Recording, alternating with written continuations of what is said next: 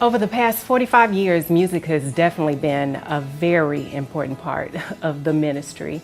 Ever since I can remember, my mom has given 110%, not only to the church and the choir, but to her many students and those outside of the church. As a child, I remember I would watch and listen to my mom as she gave her piano lessons, thinking to myself, whoa, my mom is one tough lady. But as I became older, I realized that was just her passion, her love, and most importantly, her dedication. There was no playing around whatsoever when it came to her music.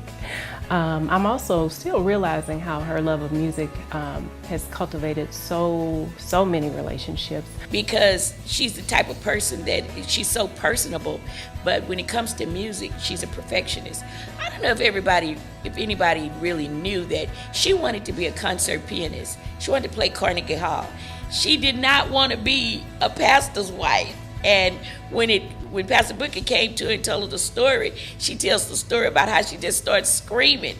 But you would never know that with the way she put into us. She's been to England, she's been to Rome, she's been everywhere, just because she put everything that she had in what God gave her, and those little fingers, everything. So being in the choir, I came here back in 1974. You had to do it the right way. Through the years, she just trained me by the way she lived. And I love her. Her songs carry me through life. And I remember one time she told us in a young adult choir rehearsal that you can sing now, but when the bills start coming in your name, these songs are gonna have a whole different meaning. And so Amazing Grace have a completely different meaning now, because it was by His grace that I'm saved. It was His grace that brought me safe thus far. And I watched her and Pastor Booker live. I watched them be the examples that God wanted them to be. I recently ran into someone I had not seen in over 25 years. And as we began to talk, she asked about my mother and began to tell me how my mother taught her piano when she was in the 4th grade. And this was some 30 plus years ago.